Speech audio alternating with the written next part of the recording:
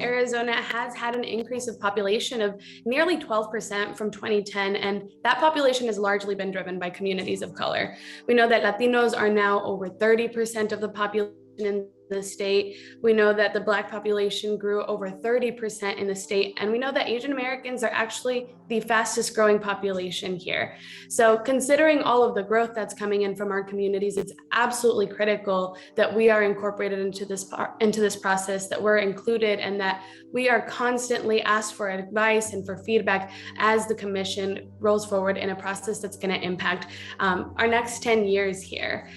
So we are very clearly seeing that the commission is not prioritizing communities of color. We know that it's not just about reaching out to communities and just hosting these hearings in our communities, but also a number of additional accessibility and transparency issues.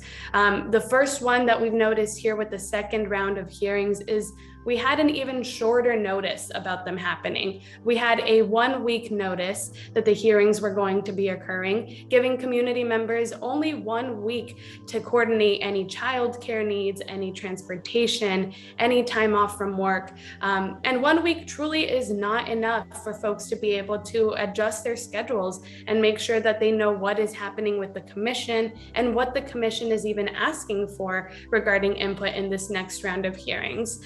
We know that they did not actually reach out to multilingual media outlets to help in these efforts. With only 1 week to advertise the hearings, you would think that the commission would reach out to as many media outlets as possible, as many multilingual media outlets, to actually ensure that communities are hearing about this and are aware that these hearings are happening and coming to some, if not all, of their communities.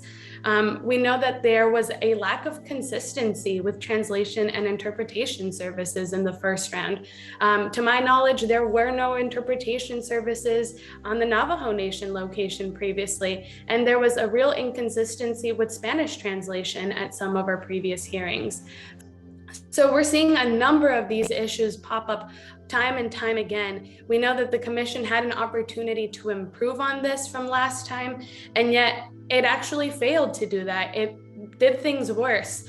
1 week notice for hearings that start on weekdays at 4 p.m., which is impossible for most working folks to be able to join, to make it there on time, or even get there when the commission may still be there to listen to them.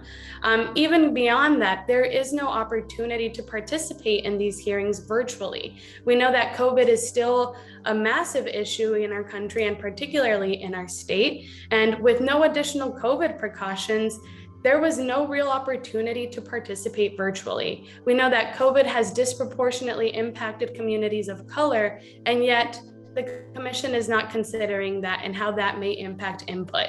With no opportunities for virtual input, it really just comes down to attending a hearing that you didn't hear about, that is not scheduled in your community, and that is not scheduled at a time that works for you. But I think our takeaway and what we need help with is definitely that coverage of basic education. And if reporters can pick that up on their own and telling it from an individual or group story point to illustrate the complexities, that would be really helpful, because we're doing this, all of us are doing this on our own and trying to figure out ways, because who else is going to do it? Nobody. And so we as organizing groups are stepping up.